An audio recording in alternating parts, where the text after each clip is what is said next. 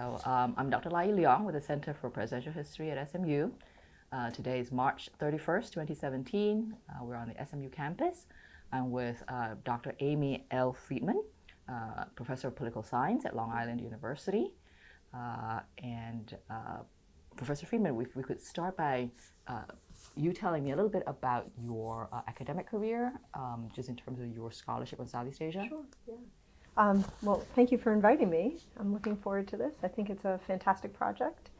So I earned my PhD at NYU in 1998, and my first faculty appointment was at Franklin and Marshall College.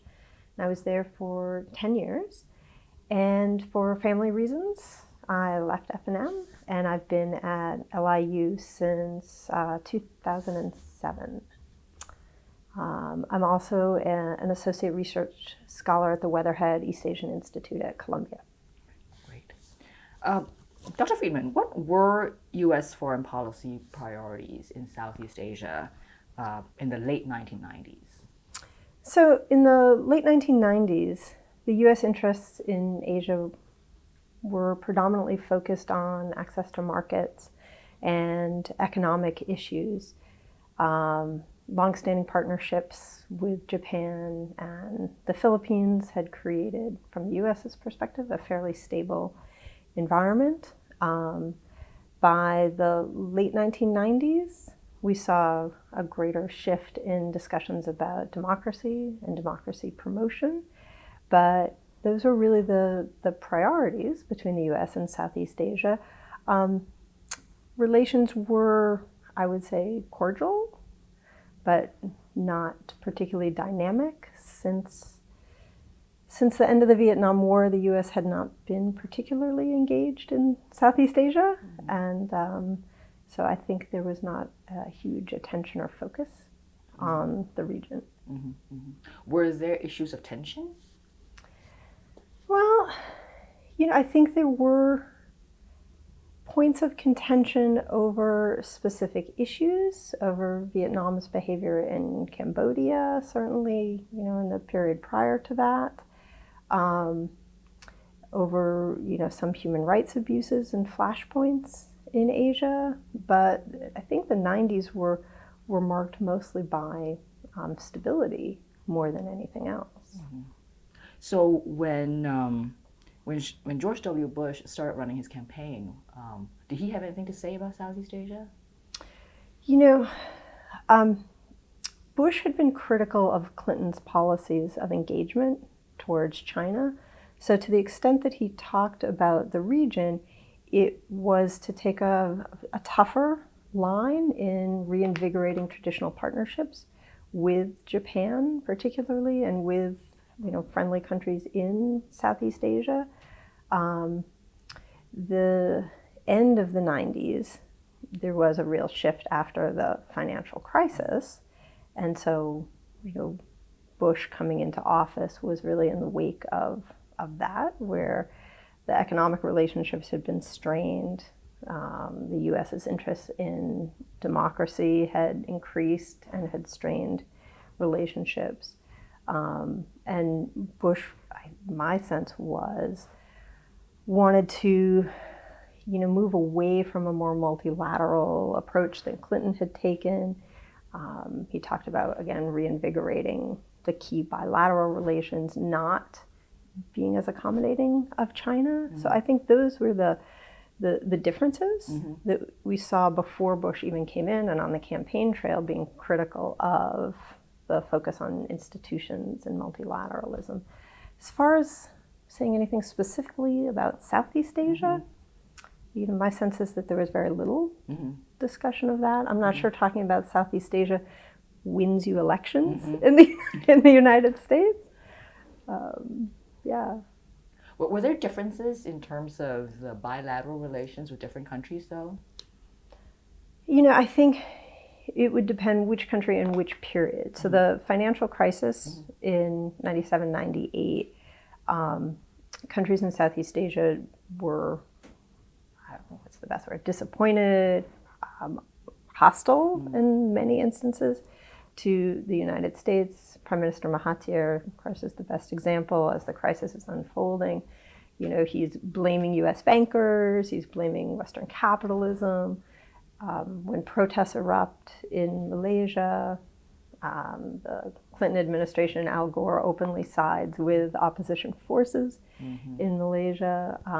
Once the Anwar Ibrahim had been arrested, you saw a lot of kind of pushback from the United States on that. So, the end of the 1990s, relations between the U.S. and Southeast Asia, I think, had just gotten much more divided and complex, depending on the country, depending on, the recovery or lack of recovery from the financial crisis.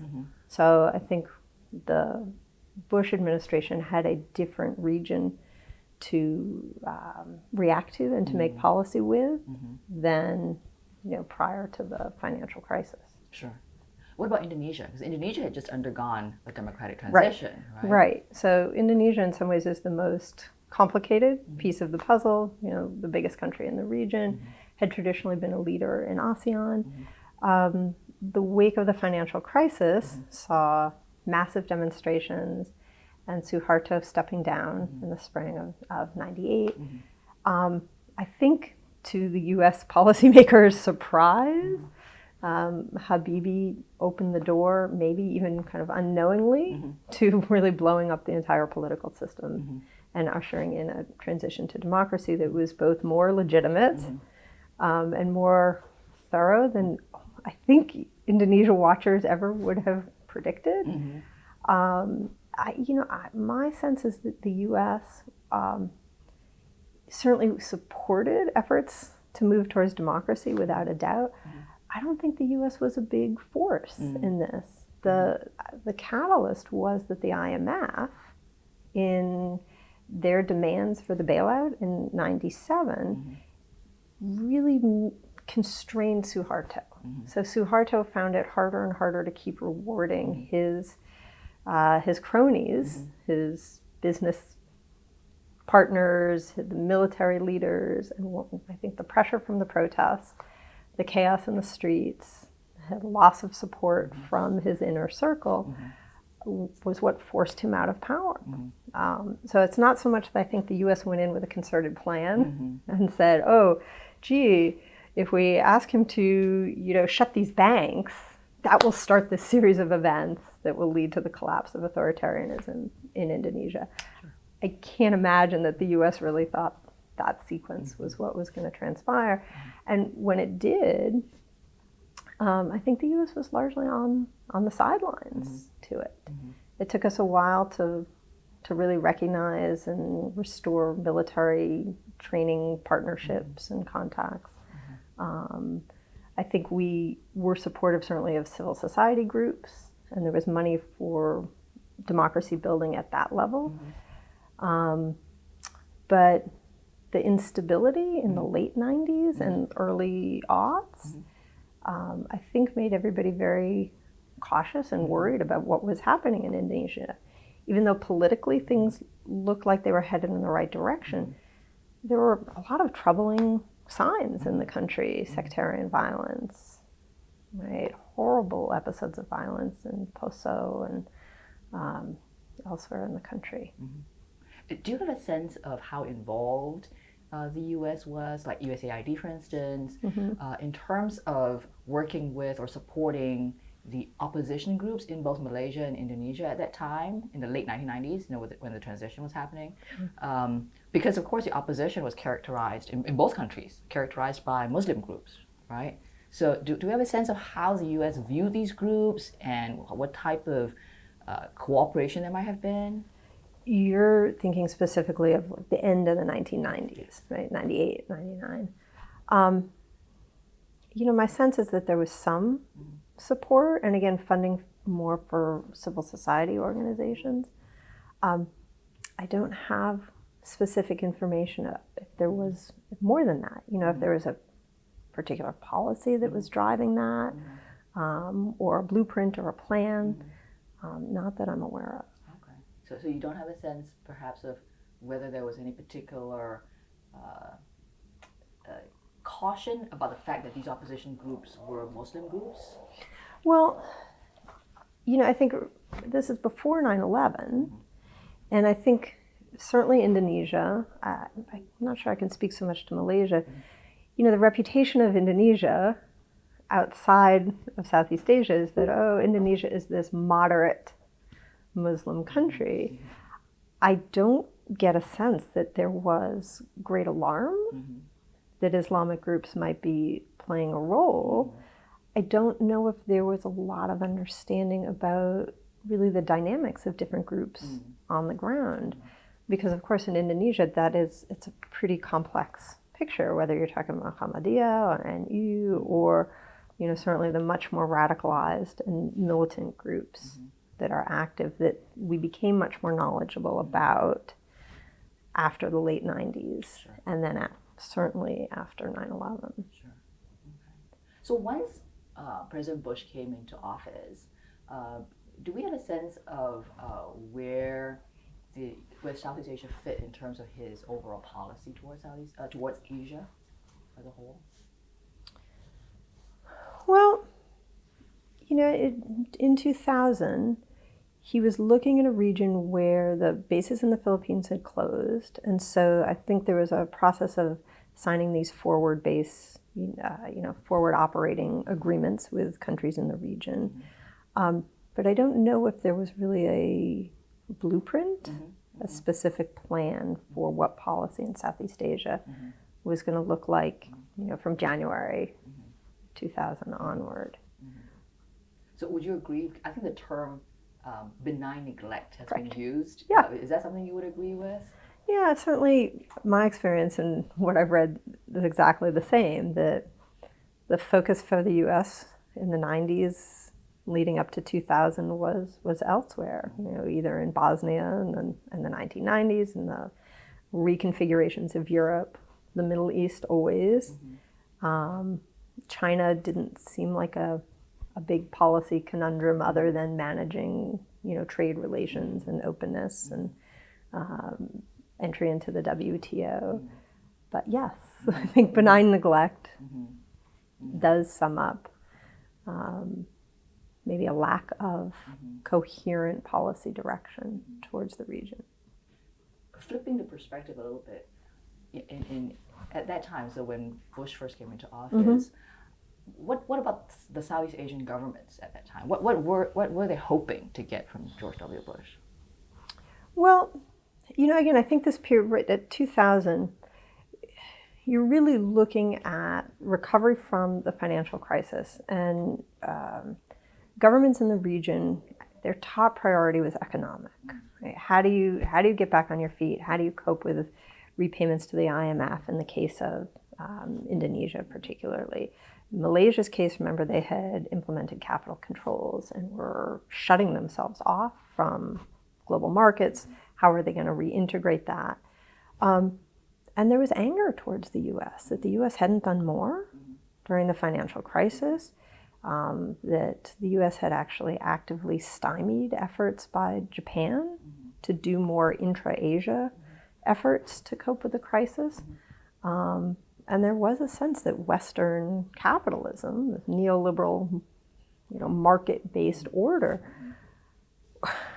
had contributed to these horrific crashes throughout the region. So, you know, as far as looking at the Bush administration and what countries in Southeast Asia wanted, your question, I think they wanted certainly more acknowledgement of what they were going through. I think most countries, though, were very preoccupied with their own internal dynamics. So whatever the U.S. could do to help, fine. But in terms of, you know, what they wanted from the U.S., I think outside of economic assistance, they didn't want to be told what to do. But that was the dominant mode at that particular moment in time. What about security concerns? Was there already emerging security concerns about China, for instance, and how that worked out in terms of relations with the U.S.? Well, you know, again, I think the preoccupation was regime stability rather than international threats. You know, when China made some aggressive moves in the 90s towards some of the South China Seas disputes, the U.S. had been pretty AWOL, right? Had not been actively engaged. And so I think there was some suspicion in the early 90s about what a more powerful China might do and what the reactions would be. I think after the financial crisis, though, China seemed less, like that kind of threat seemed less of a preoccupation. And particularly if China could be useful economically, I think attitudes towards China by the end of the 1990s were different. And the preoccupation was not a naval dispute in the South China Sea, as the preoccupation was internal security and economics. So 9/11 happens. What was do you have a sense of the initial reactions of governments in South Asia to this horrific event? I think the initial reaction was supportive of the United States, and countries and leaders kind of said the right thing diplomatically, supportive of the U.S., condemning acts of terrorism. I think it's only really in the later period, particularly after the 2003 invasion of Iraq, that there's much greater pushback in the region against U.S. policy. There was certainly trepidation when the U.S. made the decision to go into Afghanistan. The sense that U.S. policy in the Middle East more generally was now again front and center. I think leaders in Southeast Asia had always is the wrong word, but were used to trying to balance U.S. support for Israel with how they talked about the U.S. more generally to their own populations in balancing a need to not paint the U.S. as critical of Islam while also having good relations with the United States. And I'm talking mostly of Malaysia and Indonesia. After 9/11, that balancing act became much, much harder for regimes. And I think the way the Bush administration went about reaching out to countries in Southeast Asia for their support made it actually much harder for leaders in the region, because the U.S. seemed to want kind of all or nothing support, right? You're either with us or against us. And what leaders traditionally needed to do was walk a very careful line between building partnerships with the U.S., which were useful for economic reasons, and also useful because they fit the geostrategic needs of these countries, but also not wanting to alienate or anger your own citizens or kind of Muslim activist groups in your own country, because the U.S. policies in the Middle East complicated that enormously, and 9/11 simply magnified that multiple times. I wonder if we could talk about first Indonesia and then Malaysia specifically, Sure. Just in terms of the internal dynamics of what you would just say Sure. outlining. So in Indonesia, we've got first Gus Dur was the president, and then we've got Megawati. And actually it was Megawati who was president, right, when 9/11 happened. Right. So can you walk me through, what were some of the challenges she was facing in terms of the different Muslim groups in the country, the range of Muslim groups in the country, the type of challenges she was facing just in terms of the democratic transition that was still happening? Yeah, and of course Indonesia was, all of Megawati's reactions were incredibly complicated also because of the divisions inside of Indonesia, and because there had been acts of terrorism and were to be additional acts of terrorism inside of Indonesia. And if you want, we can kind of come back to that in a few minutes, because I think the U.S. misperceived those acts also. But so my recollection is Megawati at first was very supportive of U.S. efforts and faced a real backlash to that at home. And so she then had to dial back how she talked about her support of the United States. And I know the United States was really disappointed that she did not put a larger number of Islamic groups inside of Indonesia on sort of terrorist lists. She really refused to label groups that by most definitions would have been called terrorist groups. And this was simply for domestic politics. And, she could not risk the political backlash of alienating Muslim constituents, Muslim population, by kind of towing the US's line. So I think that's the surface. And then it seems to me below the surface, she really was wrestling with how do you deal with more conservative, really a whole range of Islamic groups, from simply conservative and more kind of religiously oriented to groups that espoused the use of violence and used violence for their own purposes. And, if you look over time, she actually did okay on this, instead of using kind of terrorism statutes, using regular legal procedures and using regular courts to put people on trial. I think, I don't know if it's appropriate for you to respond, my sense is over time they were pretty successful at this, arresting leaders, using, detective work and regular police strategy to arrest leaders. And moderate Muslim groups also worked pretty hard to delegitimize the use of violence and to try and tamp down glorification of radicalism. I don't think that would have been that certainly was not the US's choice for how you do this. But I think it was probably the right strategy in the case of Indonesia. Could you talk a little bit more about these more moderate groups? How did they contribute to the counterterrorism efforts under Megawati? Yeah, so the religious landscape in Indonesia is pretty complicated, and even within the largest grassroots Muslim organizations, Muhammadiyah and EU, there are divisions. There are kind of moderate, and the word liberal is not the right word, but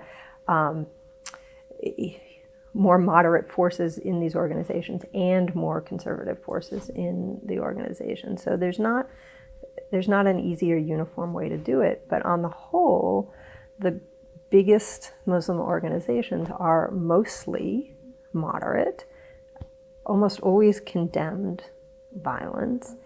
They supported openly transitions to democracy. They're all associated with political parties that played by the rules of the game and ran candidates and didn't undermine, for the most part, democratic processes. So I think this really built credibility into the political system. And if it had been too contentious or combative, if acts of terror had really been portrayed as, been stamped with sort of a Muslim identity, that this reflects something about Islam, I think you would have seen greater divisions in those grassroots networks. And I think it would have been harder for the kind of moderate, pro-democratic voices in those organizations to be as effective. Do you think that the U.S. came round to realizing that was what was happening? I have no idea. I don't know. Did the U.S. What was the U.S.'s choice? I think we recognized that we needed Indonesia as a partner, and they might not have been doing everything we wanted them to do. But again, I think there's the surface, there's what you see, and then there's what goes on behind the scenes. So, for example, one of the concerns after 9/11 and sort of the first couple of years, 2001 to 2006, 2007, was concern over piracy. So there was an increase in piracy in the Malacca Straits. The U.S. was very concerned that this could be used as an act of terror. You could hijack an oil freighter. And certainly it was being used to get money to then fund terrorism. And the U.S., offered pretty significant naval and military help. And the countries in the region said no. But behind the scenes, the US working through Japan was able to help upgrade technological capacity in Singapore and Malaysia and Indonesia to help the countries' navies cooperate with each other. And to me, this is kind of an example of what was happening more generally. And on the surface, the US wants to do it this way. The countries say no, and the US backs off, but finds maybe sort of a plan B to at least try and get the objectives. So earlier you were saying there was some misreading on the part of the U.S. Yeah, I think so. So in Indonesia, in the early part of the 21st century, there were numerous terrorist attacks in Bali and in Jakarta. And as the U.S. learned more about JI, Jamaah Islamiyah, and a whole bunch of offshoot, radicalized militant organizations, the U.S. portrayed these organizations as, part of Al-Qaeda. This was Al-Qaeda in Southeast Asia. This was the second front, the war on terror. And I think that was a mischaracterization for a lot of reasons. First and foremost, the characterizing them as part of Al-Qaeda was highly simplistic. Okay, some of these individuals had been in Afghanistan and had gotten some training at Al-Qaeda camps. But the networks that existed in Southeast Asia were very much regional and local organizations. There were regional and local networks. Zach Abuza's book on this is fascinating. He really shows how different cells and different branches in different countries and different places had different functions. Right? So Thailand, they were forging documents. Malaysia, they were doing banking. In the Philippines, they were manufacturing guns. Right? And then there was coordination regionally, and the people moved around regionally. But their goals were very local. They targeted symbolic places, hotels, embassies, but their purpose was to weaken the local governments, weaken the Indonesian government, weaken the Philippine government, delegitimize the local governments. Their goal was not so much to strike at the West and make a larger geostrategic point about the West. Their point was to tar local leaders and use really sites of opportunity. Sydney, help me, why am I blanking on her name? From the crisis group. Sydney Jones is, I think it's her expression. They use local conflicts, like in Poso, as training grounds.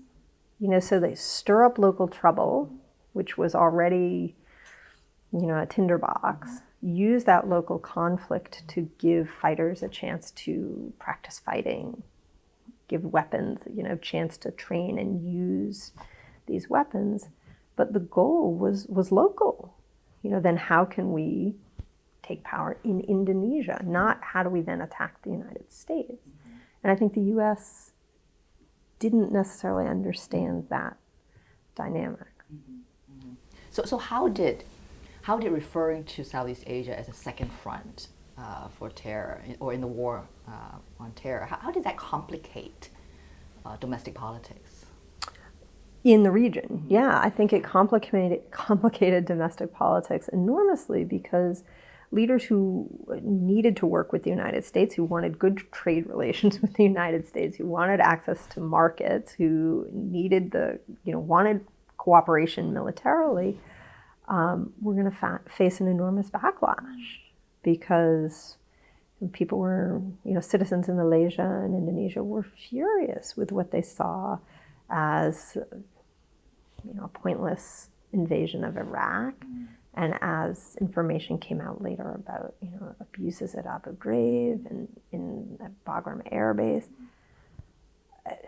this became an untenable situation for local leaders to be able to justify partnerships with the United States when the U.S. was treating fellow Muslims in this way. Was it mostly rhetoric though? So again, was it something that was happening at the superficial level, but then actually underneath the surface, there was more going on, more cooperation going on, Yes. and collaboration between the U.S. Yes. and the governments? Yes, absolutely. And so I really think that the hardest thing was for, leaders in Indonesia and then leaders in Malaysia to be able to say, oh, could you not call us a second front? You wish there could be a fly on the wall in diplomatic meetings where they could say, could you really not talk like that? Because I think partnerships with the United States for countries in Southeast Asia are utilitarian. You have to. They want trade agreements with the United States. Their economies need it. They want to move into high tech, higher value goods, and partnership with the United States has to happen. Could you describe what was going on in Malaysia in terms of the internal dynamics, the way that you have in Indonesia? Yeah, so, I think Malaysia is a somewhat different circumstance. The repercussions from the economic crisis were that they left the ruling party and they left Prime Minister Mahathir in power, but with a new opposition, an energized opposition. And so I think you got UMNO and the ruling coalition feeling more vulnerable than they had, at least in the last 10 years in Malaysia. And as I said before, furious at Western capital. So when 9/11 hits, their economy had rebounded somewhat by that time. They had started reopening and re-engaging with global markets. Mahathir, in some ways, while he certainly needed to balance the rhetoric with the domestic pushback, he was also able to use this kind of threat of terrorism for his own purposes. So I think this time period, the early 2000s, you see an interesting domestic dynamic. UMNO starts kind of adopting more Muslim identity politics, largely to compete with PAS, the Islamic Party in Malaysia, to try and steal some of their platform. So you get UMNO appropriating this kind of religious message to voters and spending more money on mosque construction and religious education. Then Mahathir also used this kind of terrorism label and threat to go after some marginal is probably the wrong word,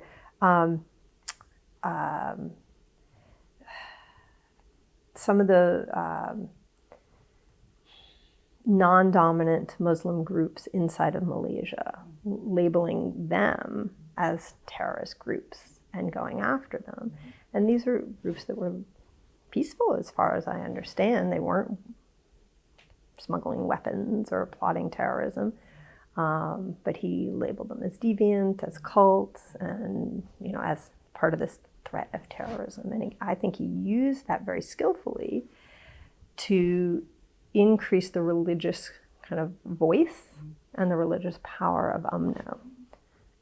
So while Indonesia was genuinely facing terrorist threats, I think Mahathir was able to sort of manufacture that to consolidate his own power. And how successful was he? Well, he stayed in power. I don't know. Certainly when he handpicks his own successor, when Abdullah Badawi takes over, UMNO itself was fractured. So I think it worked for Mahathir largely out of force of maybe personality, just kind of big man behavior.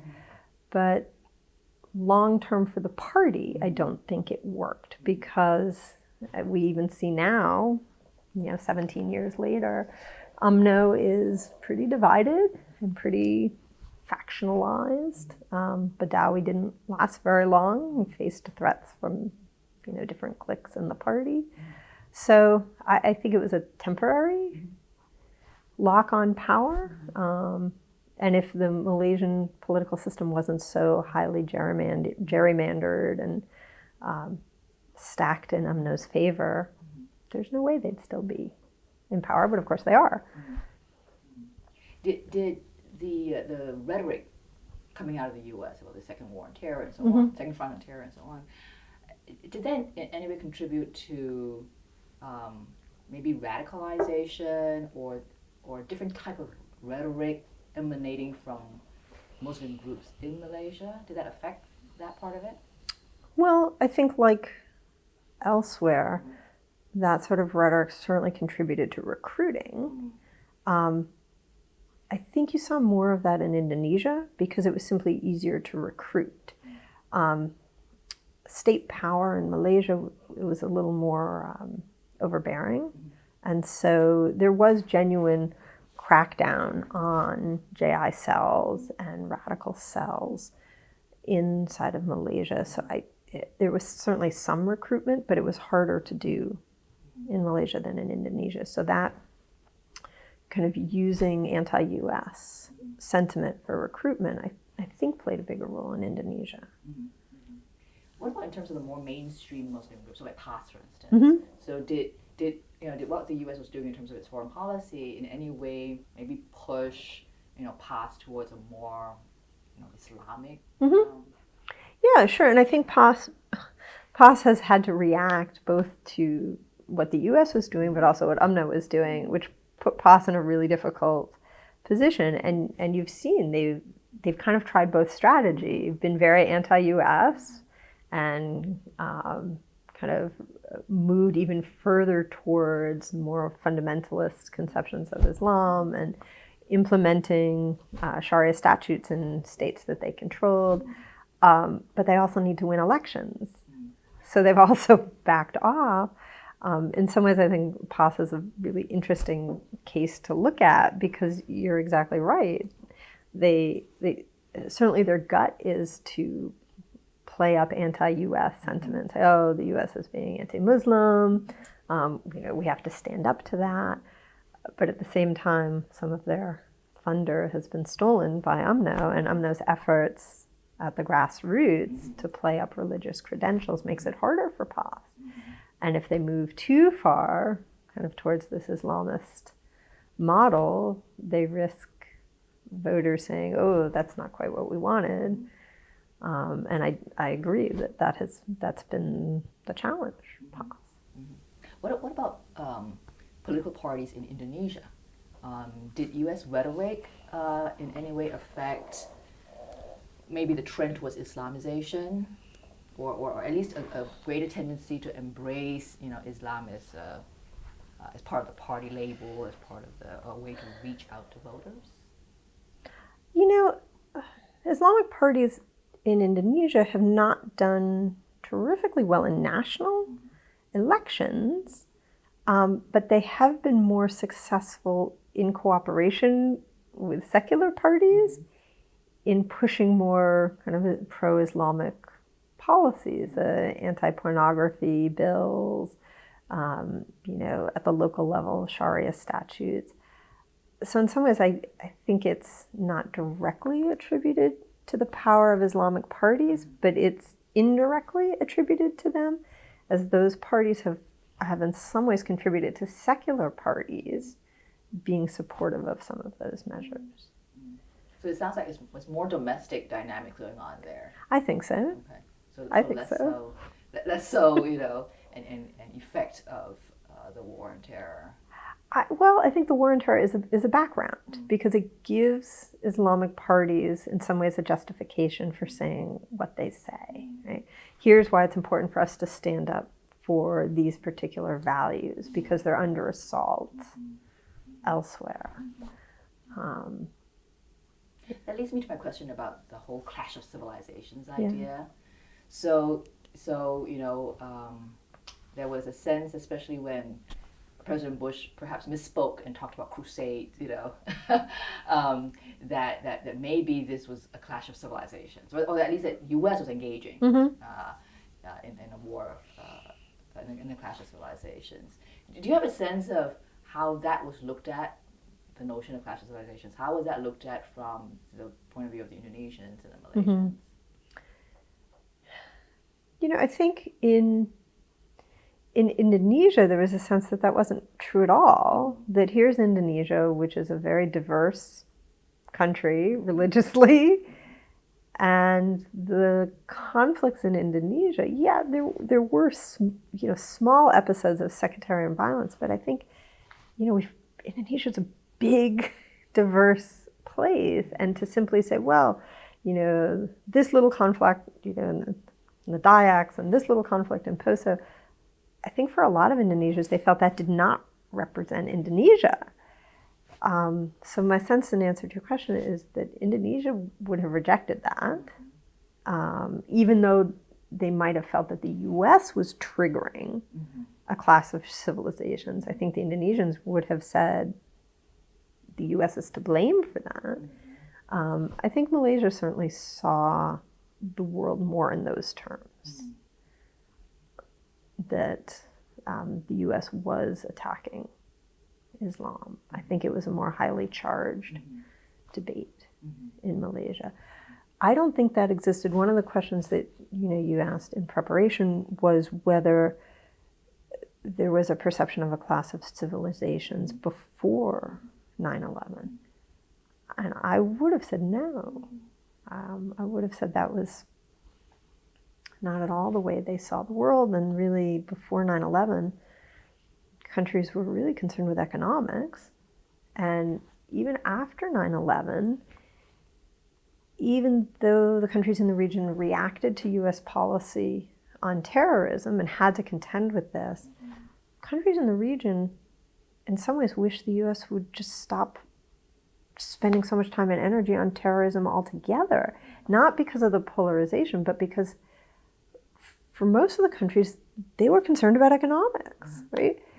So U.S. officials would come to summit meetings that ostensibly were about trade, and the U.S. would want to talk about terrorism. And countries in Southeast Asia were like, no, we really want to talk about trade. So yeah, I think this idea of clash of civilizations, it might have been useful some very small targeted kind of political purposes, but the overwhelming sense is really we want economic development. Why are you harping on terrorism? So what was the lens or filter through which the U.S. invasion of Iraq was seen, for instance? How was that viewed in that part of the world? Really negatively. Really, really negatively. I think there was a great deal of skepticism about the justification for it. They saw it as unnecessary expansion. Even if they might not have liked U.S.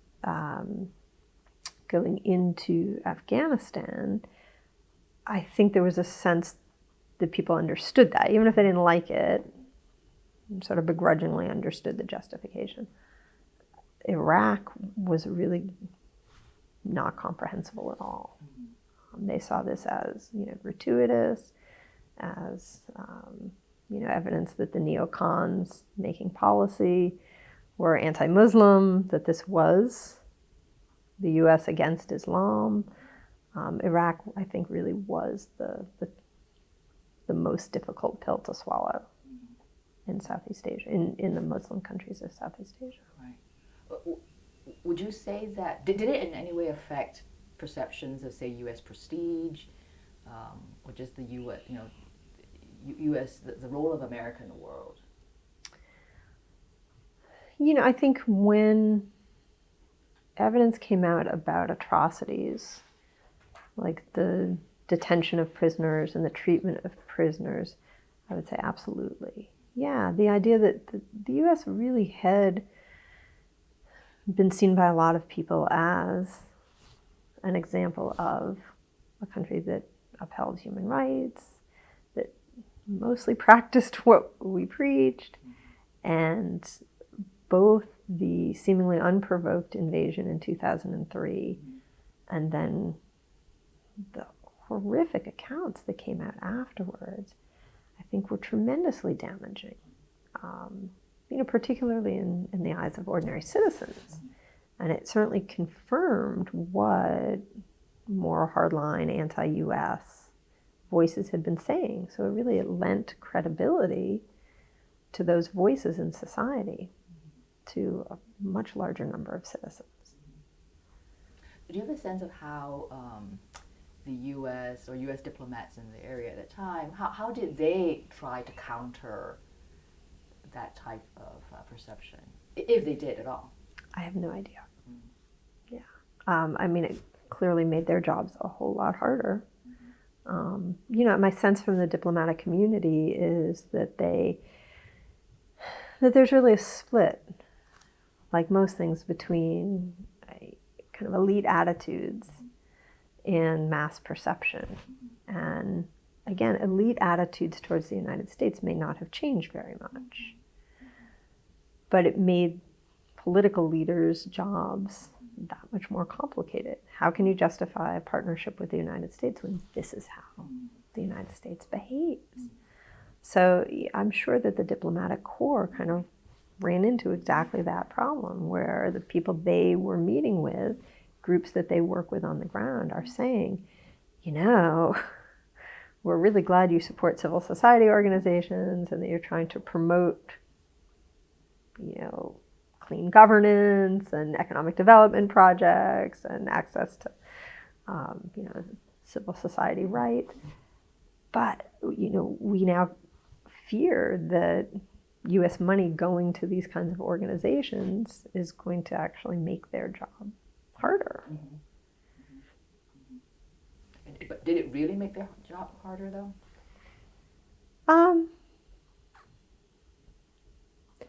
I'm thinking about the case of Ulil in Indonesia. And so this is a guy working with a kind of liberal Islamic organization, and the word liberal is a very loaded word for economic reasons. And he faced death threats, partly because of what he was saying, but partly because of the perception that he was a stooge of the United States. So in that sense, I do think it did hurt and undermine maybe a handful of groups that were perceived to be too close and too cozy to the West. I don't have any good way of measuring that, though. How small were these groups? How effective were these groups? Because the landscape, at least in Indonesia, after 2000, 2001, was one where civil society groups actually had unprecedented power to say what they want, to organize how they wanted, to assert their opinions. At some point, and I forget when exactly, President Bush appointed Karen Hughes as a sort of ambassador at large to the Muslim world. Did that was that mostly focused on the Middle East, or did that reach out to Southeast Asia as well? Do you recall? Oh, that's a great. I have some recollection that she did reach out to Southeast Asia. I don't have any recollection if that changed the dynamics. Again, I think it's a little lopsided from the perspective of the Southeast Asian countries, this overwhelming emphasis on, Islam, on the war on terror, when the countries in Southeast Asia were actually much more concerned when, ASEAN meetings are held, and instead of Condoleezza Rice showing up, they send a lower level functionary. Again, I think the preference would have been to have a much more multifaceted, rich relationship, more robust on economic issues. So, yeah, sure, there were these disagreements and these spats over Islam, but I think the U.S. would have been better advised, actually, to focus less on the, religious part of the relationship. And if they had done more to focus on trade, some of those programs some of the points of contention would have been minimized. Now, some U.S. officials might argue and say, look, we did focus on trade. So, for instance, we signed that free trade agreement with Singapore. That was during the first term of the Bush administration. But Singapore is Singapore. Countries in Southeast Asia are like, okay, but what about the rest of us? And I think the preference to work through Singapore was actually a point of contention. That the Bush administration was like, well, look, we're fostering these partnerships with Australia and with Singapore, and intra-regional relations in Southeast Asia I'm not sure the U.S. was really sensitive to how that was perceived. That Indonesia and Malaysia don't always see Singapore and Australia as representative of the region or as kind of the favored countries in the region.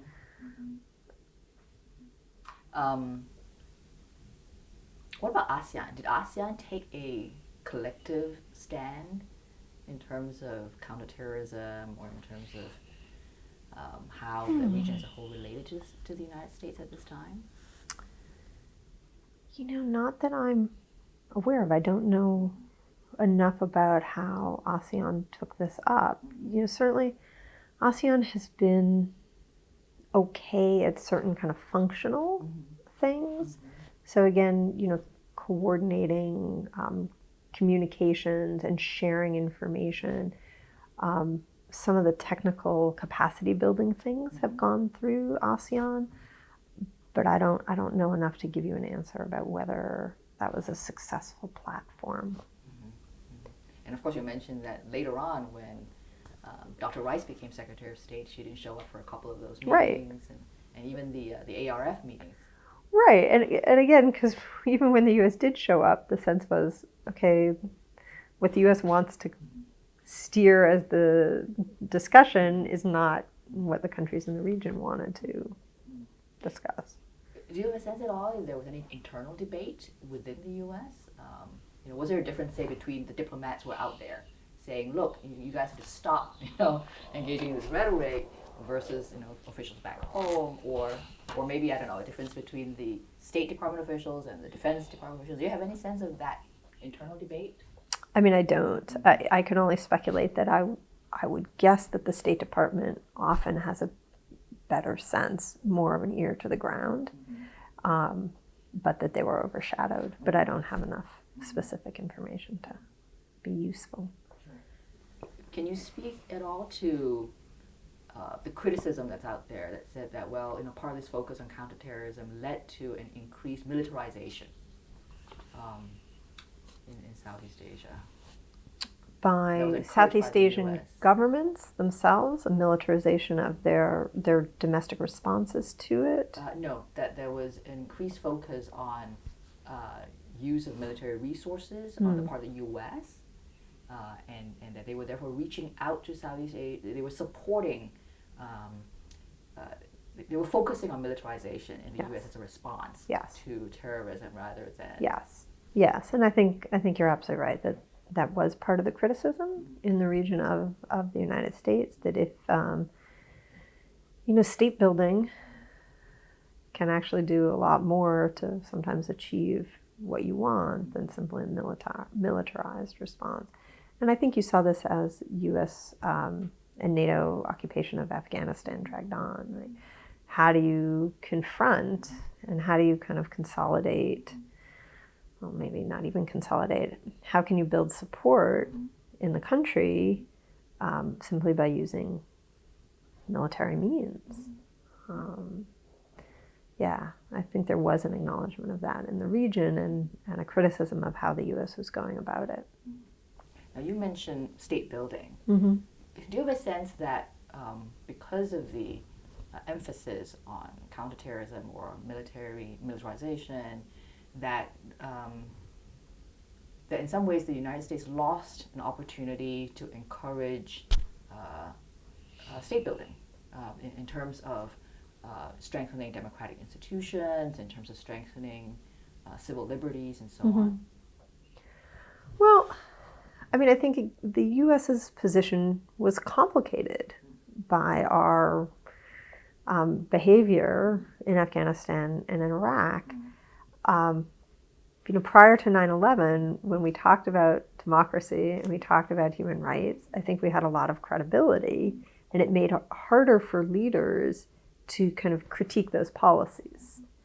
After 9/11, and particularly after abuses come to light from Afghanistan and Iraq, I think the U.S. lost credibility to talk meaningfully about the need for human rights protection and respect for democracy and civil liberties. I think our image just got tarnished, right? Who are we to go preaching about human rights when we were behaving that way? And so I think there was a real pushback that the U.S. was hypocritical, that the U.S. had no right to criticize anyone else if we were going to behave this way. So for human rights activists in Malaysia and Indonesia, particularly those that were funded or supported by the United States, I think it made their job probably more difficult. This might be more of an aside, but I think towards the end of this, towards the second term, the second Bush term, there was a lot of increased interest, I think largely driven by, perhaps by First Lady Laura Bush in Burma. And of course that was very much focused on possible regime change and, and human rights and so on. Did that effort on the part of the U.S. complicate relations with ASEAN, especially given what you just said? Well, maybe I think it actually improved relations for ASEAN because I think how to deal with Burma had been problematic in ASEAN. Indonesia, I'm losing track of time, when Indonesia had the chair of ASEAN and under SBY, he focused a lot on promotion of human rights, and he had the Bali Democracy Forum. And Burma was a problem for Southeast Asia because here's a country that is, large enough, important enough, and violating, kind of the norm of at least talking about democracy. Because, I think Southeast Asia had a democratic moment. The end of the 1990s and into certainly the first term in the Bush administration, there was an effort throughout the region to say, hey, we're all sort of working towards democracy, at least again on the surface, right? Because it was true at the time in Thailand. This was certainly true in Indonesia. And Burma opening up was good for ASEAN because it made it easier to incorporate Burma into ASEAN if they were following kind of the norms of the region. Now, I think we look back on that and say, well, kind of that was a brief moment because there's been a backlash against democracy throughout the whole region, an undermining of it and a kind of reconsolidation of power, certainly in Thailand, but pretty much everywhere in the region. But yeah, I think in some ways that was good for ASEAN because Burma had really been in China's pocket, and it gave an opening in Burma to not have China be so dominant. So I think that might have been better for the region. I wonder what your view is on this. So some people have said that because the U.S. was so focused, one, on the Middle East, and then two, that the lens through which they were viewing Southeast Asia was so focused on counterterrorism, they kind of took the eye off the ball in terms of China. China at this time was starting its charm offensive, and that in a way perhaps lost the U.S. some ground in Asia as a result. What are your thoughts on that? I don't know how you connect all the dots, would be the short answer, because I think all of these things are happening simultaneously. That as the fallout from the economic crisis, where the U.S. was really seen as not a good partner economically, the U.S. supporting pro-democracy groups and actually making it complicated for less democratically inclined leaders in the region, putting pressure on them. At the same time, you have China growing really rapidly, willing to step up economically a little bit more and open markets for trade and sign trade agreements and do investment deals. And of course, the Chinese weren't harping on anybody about democracy. So the relationship with China was convenient. It did fill a void that may have been left by the United States' preoccupation on the war on terror.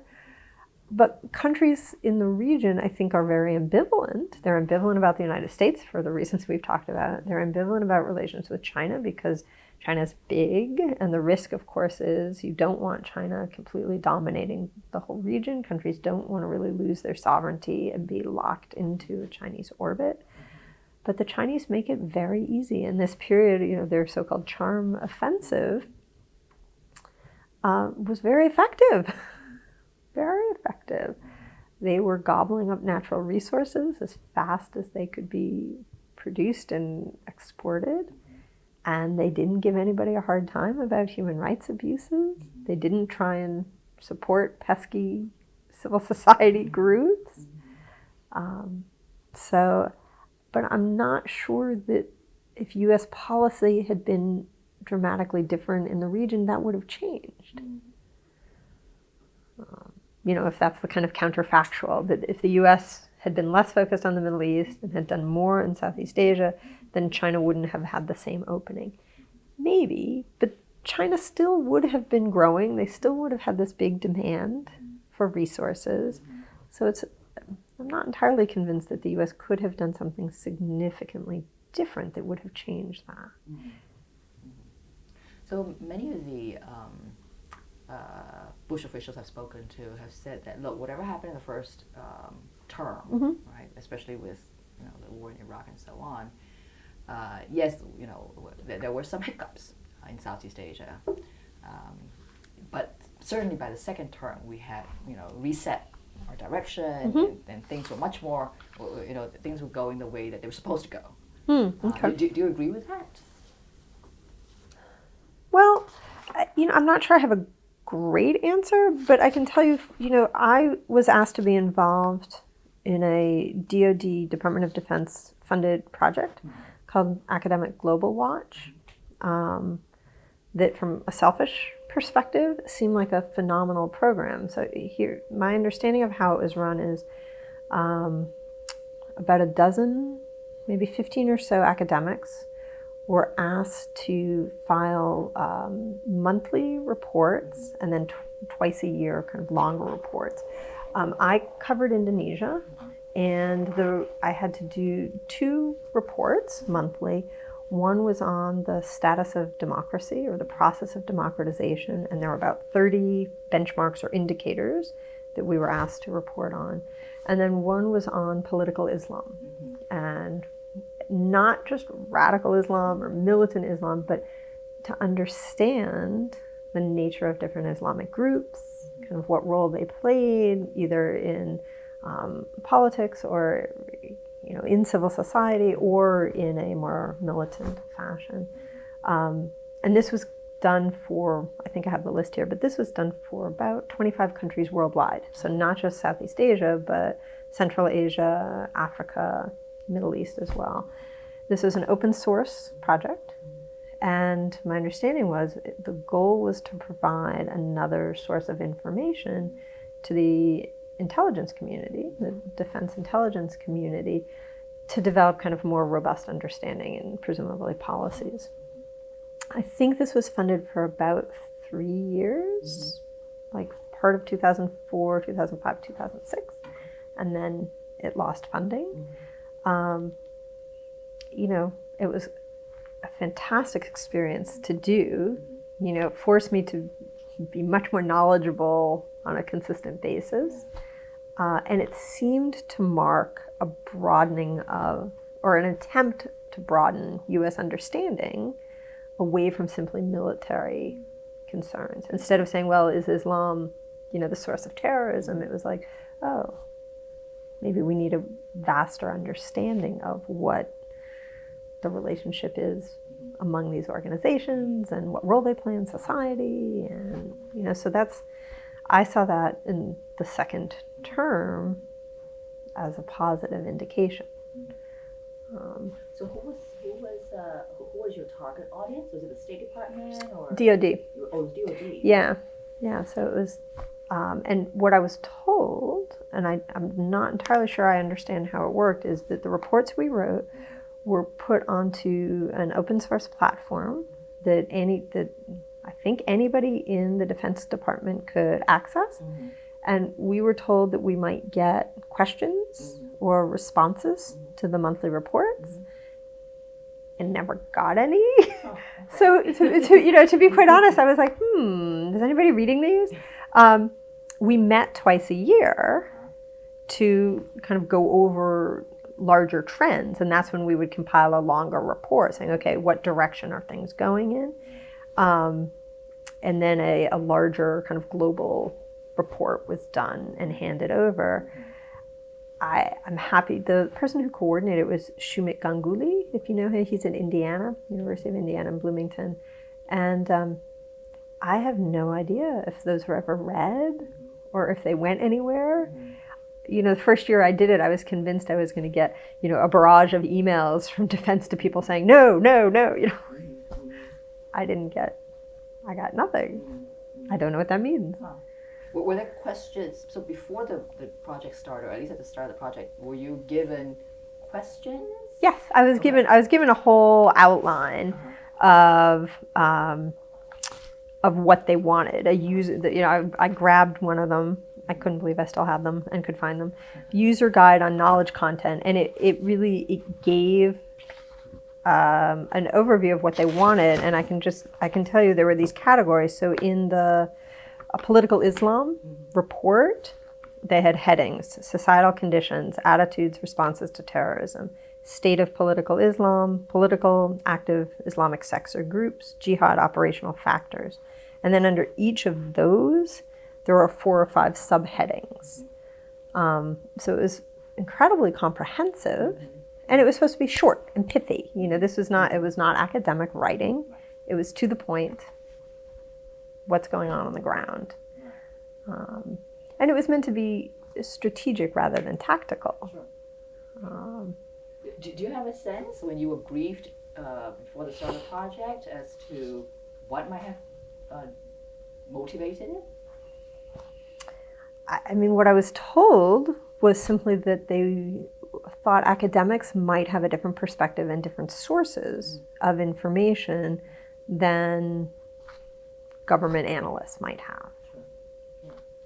Yeah. Do you have a sense, going back to when 9/11 happened in the first term, do you have a sense of how well officials really understood ideas about political Islam, and how well they understood militant groups in Southeast Asia? Now, you had mentioned, for instance,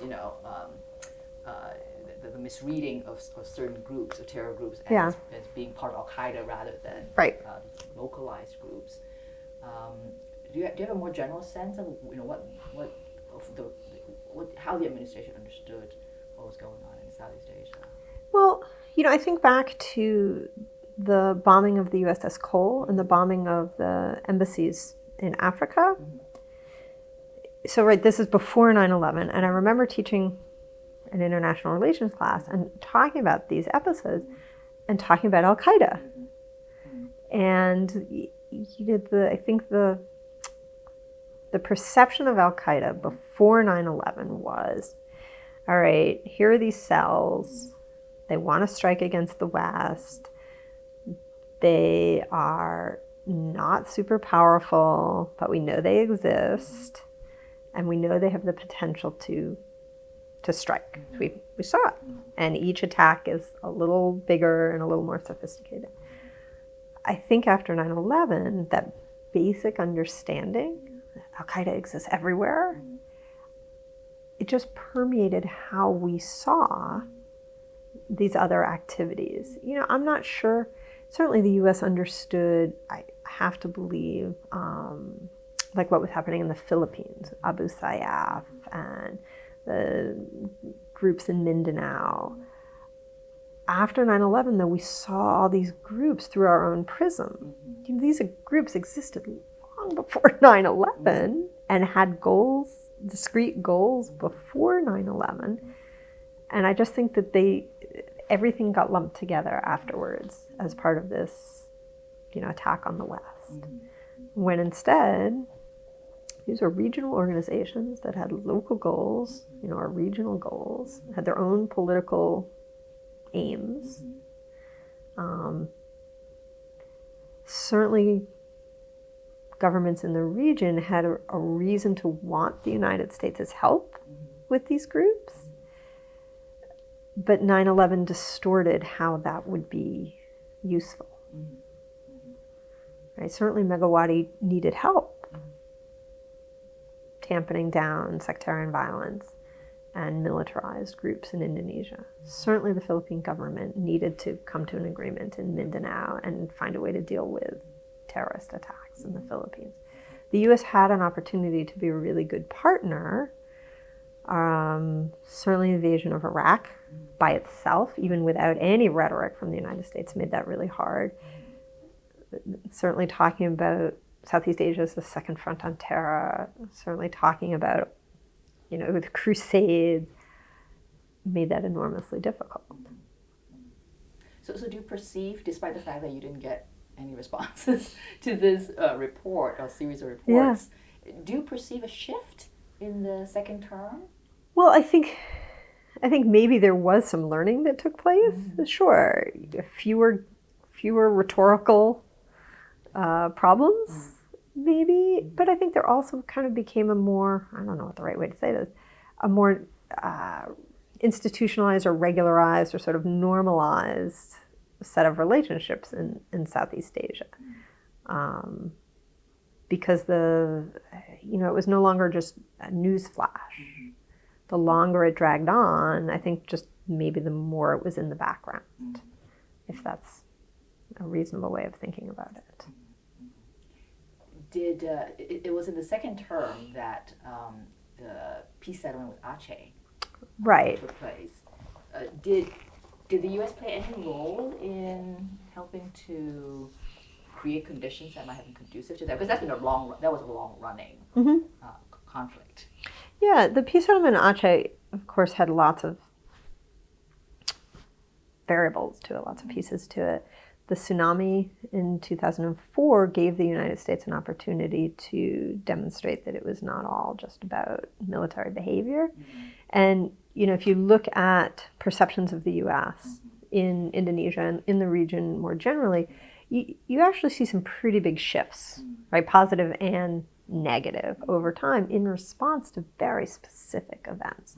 So the perceptions of the United States, attitudes towards the United States, and this is based on Pew studies and studies done inside of Indonesia as well, after the assistance stemming from the tsunami, attitudes towards the United States improved dramatically.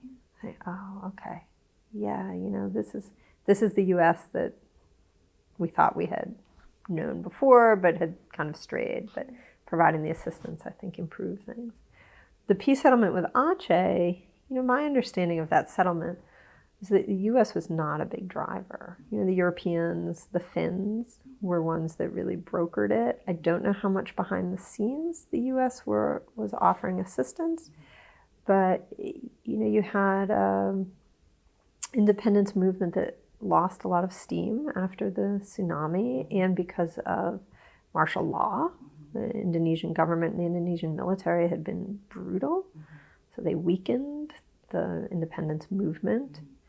SBY, I think, rather than Megawati, had the military credentials and the military credibility to be a peacemaker in some ways. He was willing to take the risk of offering autonomy and making a deal on oil and gas revenues that Mega probably was not confident or not, didn't have a large enough base of support in Jakarta to do that. I'm not sure the U.S. played a significant role in some of those conditions. GAM was willing to give up their weapons and enter the political arena. So I haven't read very much that indicates the U.S. was a primary mover in that. Certainly praising Indonesia for it, I think, is an asset, and at least gave us a more dynamic, multi-pronged, multi-issue relationship with the country. So taking a long view now, what would be your assessment of President Bush's policy in Southeast Asia? First term, second term. I think in the thick of it, there was a lot of criticism. The longer bird's eye view is that his policies in Southeast Asia, when you look before and you look after, were relatively consistent with administrations before and administrations after. You think about, the Clinton administration working on multilateralism and engagement, but really falling off a cliff when it came to dealing with the financial crisis. And you look after Bush, where you get Obama talking about a pivot, or a rebalance towards Asia. And of course, Obama had an enormous reservoir of good feeling when he took office because he wasn't Bush, because he had ties to the region. There was a lot of excitement. I got all these emails on the night of the election, worldwide support, and then disappointment. So I think the longer term view of the Bush policy is that if you could take out the rhetorical gaps, U.S. policy was actually pretty consistent, which is to say disappointing to the region. I think that yes, we want partnership with the United States. No, we don't want the U.S. telling us what to do. Yes, we want to balance against China, but not too confrontationally. Yes, we prefer to buy military hardware from the United States and have technical cooperation with the United States. But again, we don't want the U.S. to complicate that, right? Don't criticize our leaders. Don't side with the opposition. Don't do horrible things in the Muslim world because it makes our lives complicated. And I don't know if the Bush administration was all that different than what came before and what came after, when you look more broadly.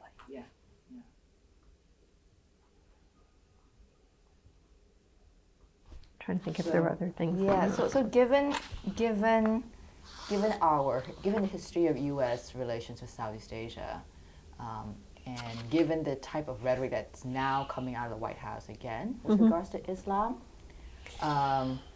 what is the perception, and is there a sort of is that perception in some way partially shaped by that prior experience? Yeah, well, I think what we see now are, some similar problems cropping up again with kind of new faces. So TPP, for example. So Trump ran pretty clearly on saying he wanted to rip up the TPP deal. Now, for Malaysia, who was a part of this, Najib Razak, who's much beleaguered prime minister, really fought hard. It was not a foregone conclusion that Malaysia would enter into this trade deal, and Razak had to spend a fair amount of political capital that he really doesn't have to get Malaysia on board with the TPP. Now, if the U.S. just rips this up, he's now spent all that political capital for nothing. What does that get him? I think turning away from Southeast Asia, from something like the TPP, clearly opens the door wide to China. China says, oh, okay, so the TPP is going to go down in flames. Well, good, we have RCEP. Let's do it this way. And countries in Southeast Asia, I certainly think the more Trump ratchets up the anti-Muslim rhetoric, the more countries in Southeast Asia will say, okay, what can we get from China? Not that would be their first choice. I think they want the U.S. to be engaged in the region. They would like stability. But if that's the way the U.S. policy is going to be, they have alternatives. And I think what's happened in the Philippines is a very clear example of this. Duterte says, oh, what's wrong with China? Oh, that dispute over South China Seas, we can deal with that. And it's a 180-degree shift. It makes your mind spin. Oh, the Philippines win in an international tribunal, but they're actually willing to just let it go because they can maybe have a better partnership with China if they don't make a fuss over that. And I think that's really indicative of how countries in Southeast Asia will react. If the U.S. is not willing to be a good partner, there are alternatives. Given the history under the Bush presidency, the realization that the U.S. does tend to engage in pretty inflammatory rhetoric sometimes, rhetoric that might be very insensitive to our cultures, our societies, but in terms of the long game, maybe it's just the U.S. Dealing with their own domestic politics. Do you have a sense that because Southeast Asia has had that history with the Bush presidency, that they are more likely to think of what's going on today in a slightly different way than they might have if they hadn't had that experience? I would say yes, if all other policies sort of stay the same, right? So if it remains as rhetoric, fine. But if you see the policies start to shift, then I think that ability to say, oh, it's just domestic politics, will change. Even in Indonesia, when I was there in the 1990s, and then again in 2006, just casually, anecdotally, in the streets of Jakarta, talking to vendors on the street, most of them could differentiate between the American people, who they, at least as far as their attitudes towards me were incredibly warm, but then could say, well, I don't like what the U.S. is doing in the Middle East, but they could differentiate between kind of the American people and specific policies. And again, I'm just talking to street vendors, not policymakers. So, I think a lot of it's going to come down to what the U.S. actually does. If Trump on the campaign trail, you got Trump who said he's the guy and he's going to make a deal. So if you get the guy who's the art of the deal, and he actually can get deals done in Asia that benefit countries in Southeast Asia, then I think things basically will be fine.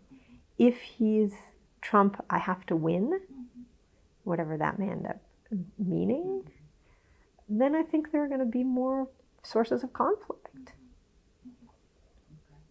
Well, I've essentially run through my questions. Was there something that perhaps I overlooked, or? No, I think, based on the things that it sounded like you were interested in, I think those were the points that I had given some thought to ahead of time. All right, well, very good. Well, thank you very much. Yeah, my pleasure. Thank you.